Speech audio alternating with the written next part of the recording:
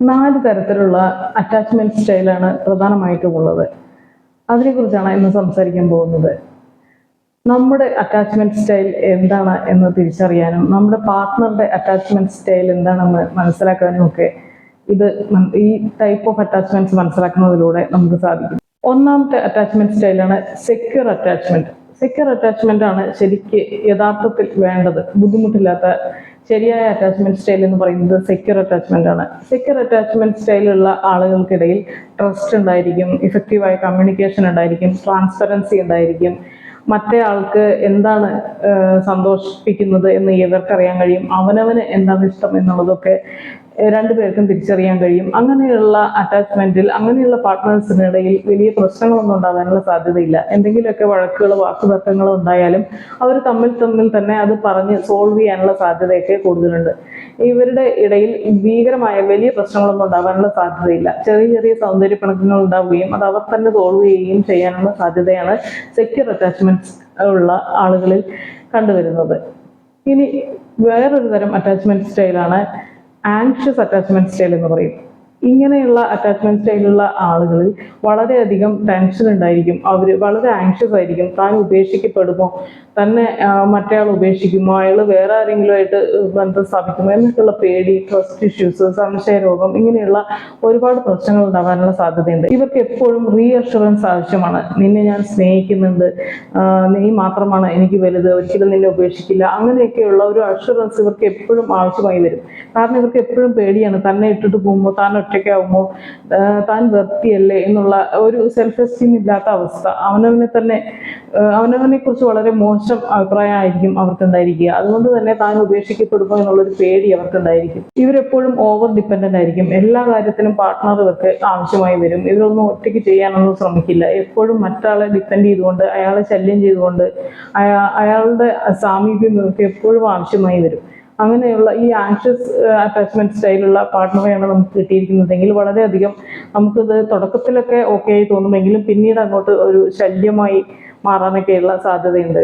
നമ്മൾ എങ്ങോട്ടെങ്കിലുമൊക്കെ പുറത്തൊക്കെ ഇറങ്ങുമ്പോൾ ഇവരെപ്പോഴും ഫോൺ ചെയ്ത് അന്വേഷിച്ചുകൊണ്ടിരിക്കും, എവിടെ എത്തി, എന്താ ചെയ്യുന്നത് എന്നൊക്കെയുള്ള. അങ്ങനെ തുടക്കത്തിലൊക്കെ ഇത് നമുക്ക് ഓക്കെ ആയി തോന്നുമെങ്കിലും ഇങ്ങനെ ജീവിതം മുന്നോട്ട് പോകും തോറും ഇത് വളരെ ബുദ്ധിമുട്ടായിട്ടൊക്കെ തോന്നാനുള്ള സാഹചര്യമുണ്ട്.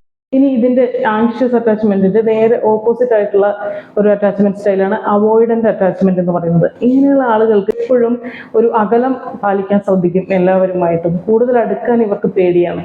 ഇവരെല്ലാ കാര്യങ്ങളും തുറന്നു പറയില്ല. തൻ്റെ ബുദ്ധിമുട്ടുള്ള അവസ്ഥകളാണെങ്കിലും വളരെയധികം സന്തോഷമുള്ള കാര്യങ്ങളാണെങ്കിലും എല്ലാ കാര്യങ്ങളും എപ്പോഴും ഒരു ഇമോഷണൽ ഡിസ്റ്റൻസ് വെക്കാൻ ഇവർ ശ്രദ്ധിക്കും. ഇവരുടെ മനസ്സിലൂടെ എന്താണ് കടന്നു പോകുന്നത്, അല്ലെങ്കിൽ ഇവരുടെ ജീവിതത്തിൽ എന്താണ് നടന്നുകൊണ്ടിരിക്കുന്നത് എന്നൊന്നും മറ്റുള്ളവർക്ക് പെട്ടെന്നൊന്നും അറിയാൻ കഴിയില്ല. ഇവരത് കൺവേ ചെയ്യില്ല. കമ്മ്യൂണിക്കേറ്റ് ചെയ്യാൻ ഇവർക്ക് മടിയായിരിക്കും. ആളുകളുടെ മുമ്പിൽ വൾനറബിൾ ആവാനൊക്കെ ഇവർക്ക് വളരെയധികം ബുദ്ധിമുട്ടായിരിക്കും. എപ്പോഴും ഒരു ഡിസ്റ്റൻസ് കീപ്പ് ചെയ്യുന്ന ആളുകളായിരിക്കും ഇവർ. ഈ അവോയ്ഡന്റ് അറ്റാച്ച്മെന്റ് ഉള്ള ആളുകളെയാണ് ആങ്ഷ്യസ് അറ്റാച്ച്മെന്റ് ഉള്ള ഒരാൾ കല്യാണം കഴിക്കുന്നതെങ്കിൽ അവർക്ക് ഒരുമിച്ച് ജീവിക്കുക എന്നുള്ളത് വളരെ ബുദ്ധിമുട്ടായിരിക്കും. ഒരാൾ വളരെയധികം ഡിപ്പെൻഡന്റ് ആവാൻ ശ്രദ്ധിക്കുകയും മറ്റേ ആളാണെങ്കിൽ വളരെയധികം അകലം പാലിക്കാൻ ശ്രദ്ധിക്കുന്ന ഒരാളും ആവുന്നത് കൊണ്ട് വളരെ ബുദ്ധിമുട്ടായിരിക്കും ഇവർ തമ്മിൽ. രണ്ടുപേരും സംതൃപ്തരായിരിക്കില്ല. ഒരാൾക്ക് മറ്റേയാൾ വളരെ ഇറിറ്റേറ്റ് ചെയ്യുന്ന, ശല്യം ചെയ്യുന്ന ഒരാളായി അനുഭവപ്പെടുകയും മറ്റേയാൾക്കാണെങ്കിൽ ഇയാൾ എന്താണ് എപ്പോഴും എന്നോട് അകലം പാലിക്കുന്നത്, എന്തുകൊണ്ടാണ് എന്നോടെല്ലാം തുറന്നു പറയാത്തത്, എപ്പോഴും ഒരു അകൽച്ച എന്താണ് ഞങ്ങളുടെ ബന്ധത്തിൽ, വേറെ ആരെങ്കിലും ഞാൻ ബന്ധത്തിലുണ്ടോ, ഇവർക്ക് എന്നെ ഇഷ്ടമല്ലേ എന്നൊക്കെയുള്ള പേടി മറ്റേയാൾക്കും ഉണ്ടായിരിക്കും. ഇനി ഇതിന്റെ രണ്ടിന്റെയും കൂടി മിക്സ് ആയിട്ടുള്ള ഒരു അറ്റാച്ച്മെന്റ് സ്റ്റൈൽ ഉണ്ട്, ഡിസോർഗനൈസ്ഡ് ആയിട്ടുള്ള അറ്റാച്ച്മെന്റ്. അതിൽ പറഞ്ഞു കഴിഞ്ഞാൽ എപ്പോഴും ഒരു കൺസിസ്റ്റൻസി ഉണ്ടായിരിക്കില്ല. എപ്പോഴും ഇങ്ങനെ മാറിക്കൊണ്ടേയിരിക്കും. ഇടയ്ക്ക് വളരെയധികം ആങ്ഷ്യസ് ആയി അനുഭവപ്പെടും. അയാളുടെ ഫീലിങ്സ് എന്താണെന്ന് ശരിക്കും മനസ്സിലാക്കാൻ കഴിയില്ല.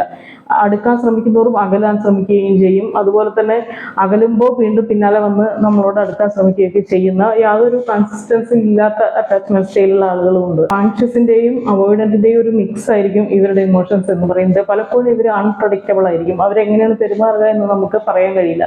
നമ്മൾ അടുക്കാൻ പോകുമ്പോൾ അവർ നമ്മളിൽ നിന്ന് അകന്നു പോവുകയും നമ്മൾ എങ്കിലും ഓക്കെ എന്ന് പറഞ്ഞ് അകലാൻ പോവുകയാണെങ്കിൽ അവർ നമ്മുടെ പിന്നാലെ വരികയും ചെയ്യുന്ന ഒരു അവസ്ഥയാണ് ഇങ്ങനെയുള്ള അറ്റാച്ച്മെന്റ് സ്റ്റൈലുള്ള ആളുകളിൽ ഉണ്ടായിരിക്കുക.